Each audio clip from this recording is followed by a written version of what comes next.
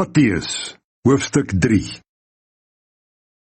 Op 'n dag verskyn Johannes die Doper in die woestyn van Judea en kondig God se boodskap aan deur te sê: Kom tot inkeer. God se koningsheerskappy gaan nou enige oomblik begin.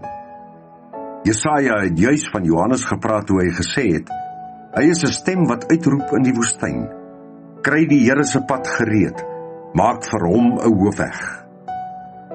Hierdie Johannes het klere van kameelhaar gedra, met 'n leerbeld om sy middel.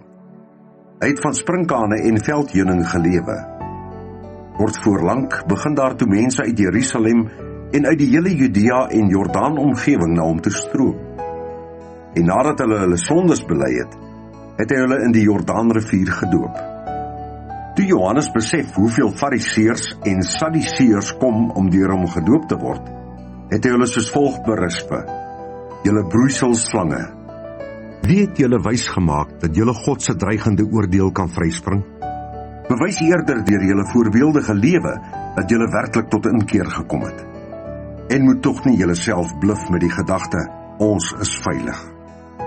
Ons is mos die nageslag van Abraham nie. Dit sê hoegenaamd niks. Weet verseker, God kan selfs die klippe wat hier rond lê in kinders van Abraham verander. Die byl van God se oordeel lê al teen die boom se wortel, gereed om julle heeltemal uit te kap. God gaan elke boom wat nie gesonde vrugte dra nie, afkap en in die vuur gooi.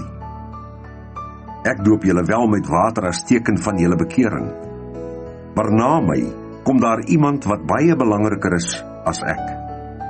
Soveel belangriker, dat ek nie eens goed genoeg is om soos 'n slaaf sy sandale vir hom aan te dra nie.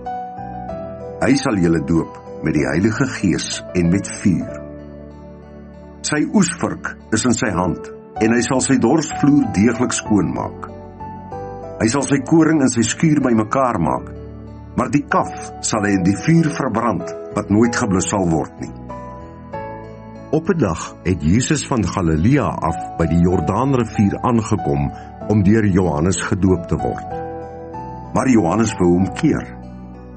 U behoort my tog veel eerder te doop, het hy gesê. Dit is ongehoord dat u nou na my toe kom. Maar Jesus het hom geantwoord: Wag nou, ons moet God se wil juis op hierdie manier gehoorsaam. Daarop het Johannes hom tot die doop toegelaat. Na Jesus se doop het hy dadelik uit die water geklim.